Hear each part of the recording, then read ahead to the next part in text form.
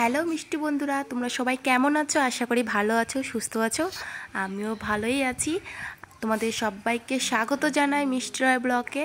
তো আজকে কত তারিখ মনে পড়ছে না, আজকে বৃহস্পতিবার হয়তো।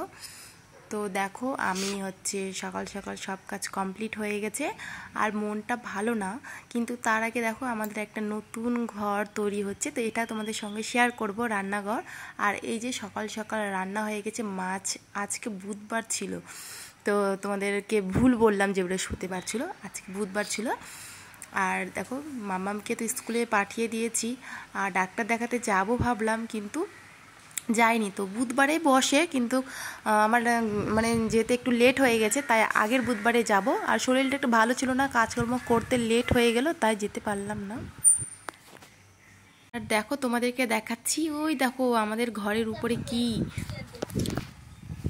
আমাদের ঘরের ভিতরে কেল্লা ছিল, তাই তোমাদেরকে দেখালাম।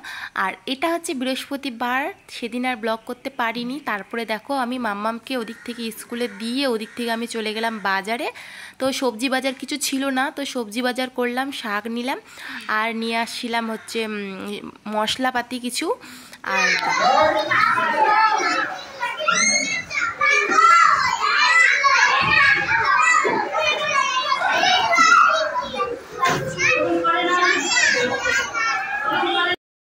তারপরে মাম্মামকে নিয়ে চলে আমি স্কুলে। দেখো বাচ্চাদের ছুটি হলে না মাদের জন্য এমনভাবে অপেক্ষা করে, মনে কত দিন থেকে যে দেখা হয়নি। তো যাই হোক, আমি কিন্তু সবসময় আগে যাওয়ার চেষ্টা করি আর আগে নিয়ে আসার চেষ্টা করি। বাড়িতে এসে দেখো ডিম নিয়ে নিয়েছি, আর ডিমটা কালকে ছিল, মাম্মামকে খাওয়াই দেবো। আর মা আবার দিয়ে গেল মাছ। আর বৃহস্পতিবার করে কিন্তু আমি নিরামিষ খাই না, বলবো না যে নিরামিষ খাই। হ্যাঁ, কোনো দিন যেদিন থাকে সেদিন খেয়ে নিই, যেদিন থাকে না সেদিন মানে চেষ্টা করি যেন না খাই, কিন্তু শনিবার আর মঙ্গলবার খাই না। আর এইদিকে দেখো আমার হাজব্যান্ডকে দিয়ে দিয়েছি খেতে মাছ, শাক, আর করলা ভাজা ছিল, সরি ভিন্ডি ভাজা ছিল, মাথাটা গুলাই যাচ্ছে আমার। আর মাম্মাম এদিকে দেখো বিছানাটার মধ্যে একদম গড়াগড়ি দিচ্ছে। কি করবে বাচ্চাটা, গরম করতেছে খুব, প্রচণ্ড গরম।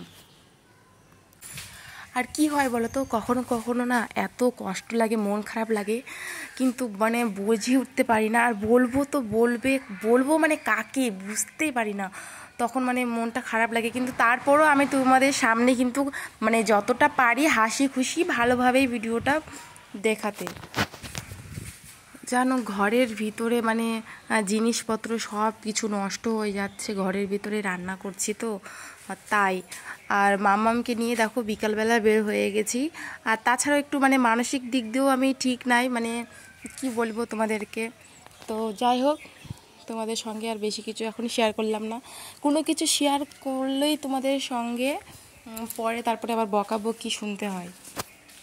আর একটা রাগের বিষয় কি বলো তো, আমার হাজব্যান্ড যে আছেন, আমার কিন্তু কোনো ভিডিও দেখে না, ব্লগ ভিডিও দেখে না, শর্ট ভিডিও দেখে না, ইনস্টাগ্রামেও দেখে না, ইউটিউবেও দেখে না, ফেসবুকেও দেখে না, কোথাও কিন্তু দেখে না। কিন্তু লোকের মুখে শুনে যে হ্যাঁ তোর বউ এই ভিডিও বানাচ্ছে, তোর বউ ওই ভিডিও বানাচ্ছে, তোর বউ এই কথাটা বললো, ওই কথাটা বললো, তখনই কিন্তু ও রেগে যায়, মানে রাগ হয়ে থাকে আর কি। কিন্তু ও নিজে থেকে দেখে না, ওকে কেউ জানালেই ও জানতে পারে, আর তখন রেগে যায়, আর না দেখলে নাই। কিন্তু কতজন আছে যে মানে কি বলবো আর তোমাদেরকে, কান ভরে। আর অন্যকে বলেও বা কী লাভ, নিজেরটাই ভালো না, তো আর অন্যকে কী বলে। যাই হোক, তো দেখো এদিকে আমি রান্না করছি, ভাতগুলো ভাজবো। তো আজকে ভাত ভাজার মধ্যে আমি কিন্তু পেঁয়াজ আর কাঁচা লঙ্কা আর টমেটো দিই, ধনিয়া পাতা থাকলে সেটাও দিই, গোটা গরম মশলাও দেওয়া যায়। কিন্তু আজকে ভাতের মধ্যে না আমি রসুন দিলাম। তো একটা দিদিভাইয়ের ভিডিও দেখেছিলাম যে ভাতে রসুন আর পেঁয়াজ, কাঁচা লঙ্কা, টমেটো দিয়ে ভাতটাকে হলুদ দিয়ে লবণ দিয়ে ভাজালে না, মানে ভাজলে খুব সুন্দর লাগে, হয়তো রসুনের ফ্লেভারটার জন্য ভাতটা খুব ভাল লাগে। তো ভাবলাম যে আজকে আমি ভেজে দেখি যে কীরকম লাগছে। তো ভাতটা কিন্তু আমি মানে সেরকমভাবেই কিন্তু আমি ভাজলাম, কিন্তু কি হলো, ভাজার পর ভাতটা আমি খাইনি রাগারাগি করে, কিন্তু সেন্টটা ভালোই আসছিল। মাম্মামকে যখন খাওয়াচ্ছিলাম, হয়তো 1 চামচ খেয়েছিলাম, তো তখন দেখলাম যে না ভালোই লাগছিলো। আর এই দেখো আমি মুখ বেঁকাবেঁকি করছি, খুব বিরক্ত লাগছে।